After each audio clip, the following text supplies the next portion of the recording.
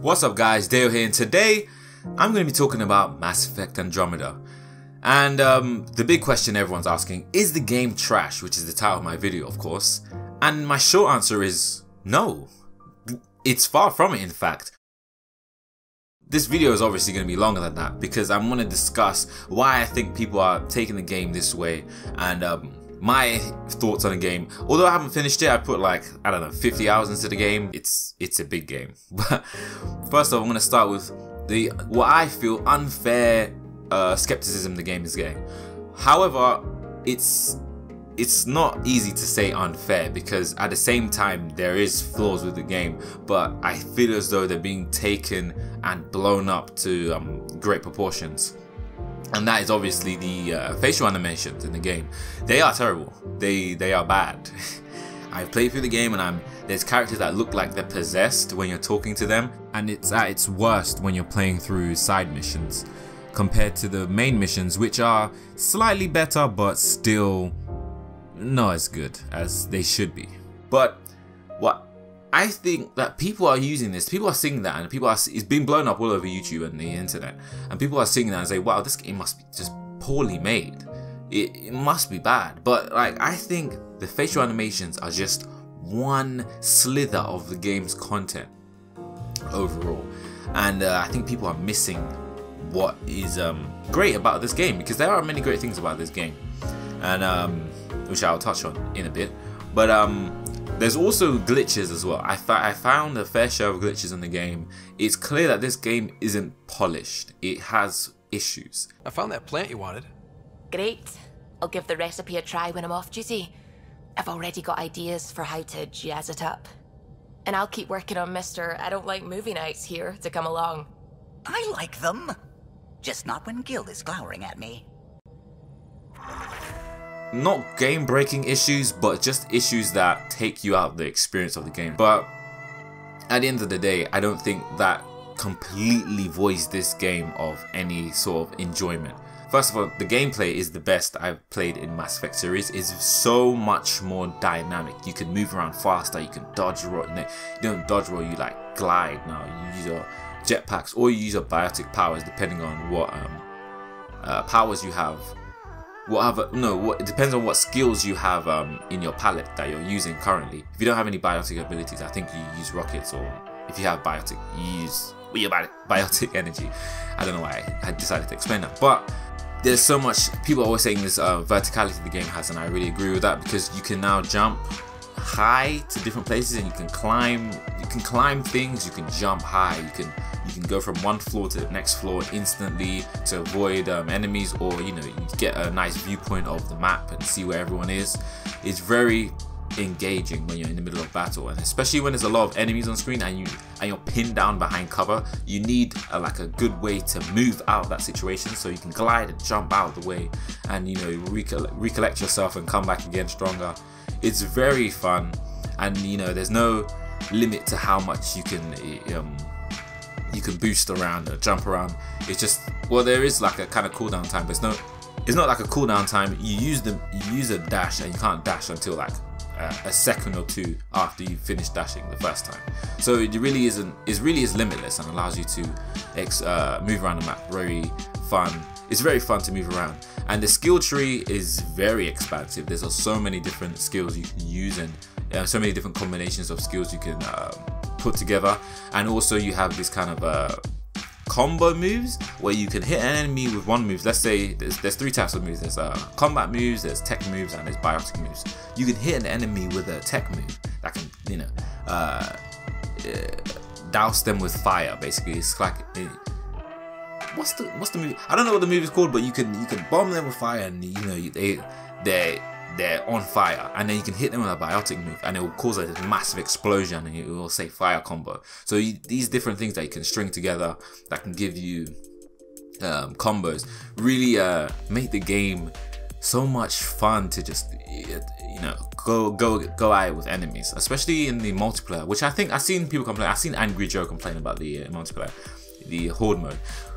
I thought personally, I thought there was going to be a PvP mode. So when I played online and I saw I was just fighting enemies, I was like, oh, this, I didn't understand this. But I did have a lot of fun playing the Horde mode actually.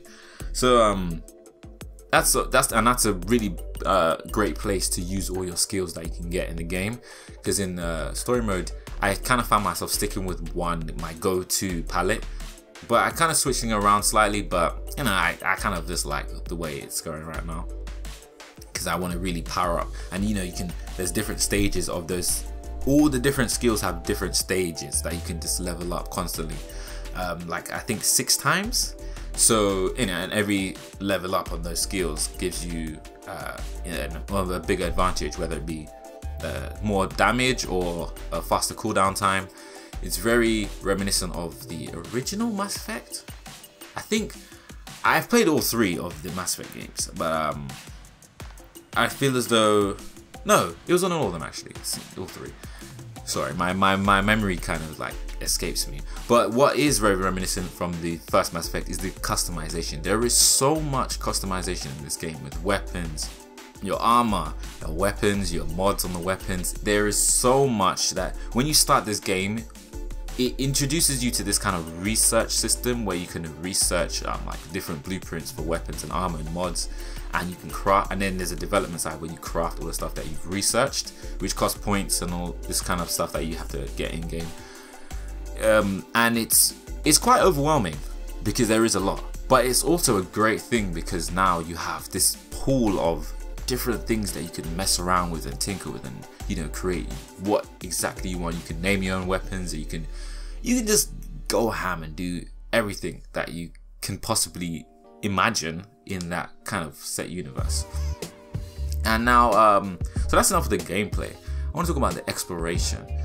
The exploration I find fun because there's so many times where I'm playing this game and I wanted to make this video after I finished the game, but I decided that, you know, I wanted to make this video as soon as possible, and I think I played enough of the game already to get my opinions out there, even though I haven't finished story mode. I found myself, when I wanted to do a main mission, I kind of went to the main mission, but then there's something that I came across when I was outside exploring the planet, going to my next point to get to the mission, and I just found that I'm like, and then you know, there's some games where you can avoid the side missions because they're not really that entertaining, but there's so many things scattered around the planets that you can that just draws you to them. And then like you're driving to a place and you see a cave and you're like, should I continue going where I'm going, or should I check out this cave? And then you check out the cave and then you find something interesting inside. It's not like there's an abundance of irrelevancy in the game. There is a lot of side missions that are very enjoyable, that and I've seen there is big boss battles as well. There is one actually that I've seen, but I haven't played it yet, that you can encounter, and it's just a side mission. And these side missions also have these, just like you know, in true Mass Effect fashion, these side missions have their own little stories and have their own little arcs that you can go through, and it's really fun doing them. Like murder cases.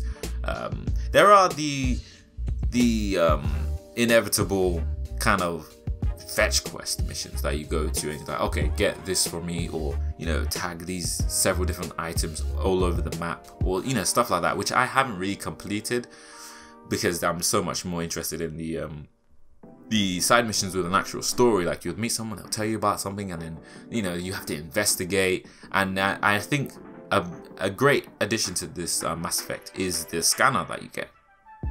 And they really use that scanner a lot in this game, because they ask you to use the scanner to scan a lot of things, to find clues, and to you know, it helps you build up your research points. If you find a new enemy or new animal on a different planet, you can scan them, you know, to give the initiative some more information about the new Andromeda galaxy, which is, I think, was a really nice touch to the game. And you know, I always find myself running into new places and scanning all over the place because I really want to learn about the environments that they built. So, all that being said, overall, I think the game is still very worth it. If you want to buy it for $60, or how much is it in the UK, £50 or whatever it is, I still think it's worth the purchase. If you're not a Mass Effect fan, I would say it's not a must for you to buy, because Well, just mainly because, you know, if you haven't played Mass Effect by now, you shouldn't be, I don't think you'd be in any sort of rush to play this one instead. It's not like the game of the year. It's not like this, you know, this groundbreaking game that you must play now. But I will say it's definitely an enjoyable experience. So if you're a fan of RPG games or you've played Mass Effect before, I say pick this game up. If you are not that much of a fan of RPG games or you haven't played Mass Effect, then, you know, you shouldn't be in a rush to play this game. But I would say it still is like a good time for anybody who wants to play it. And maybe you can pick up later after you get all the games that are coming out this year, or you're still playing the games that have come out this, you know, in these past 3 months in this year, which has been a lot, I must say. So yeah, that's my initial opinions on Mass Effect Andromeda. I hope you guys have learned something maybe from my video, and if you were on the fence about watching the game, but I don't know, I'm pretty late, but if you're on the fence about buying the game and you just came across this video, then I hope I helped you with your purchase. And tell me what you think about the game in the comment section below if you have the game already or you're planning to get the game, and I'll talk to you all later. Peace.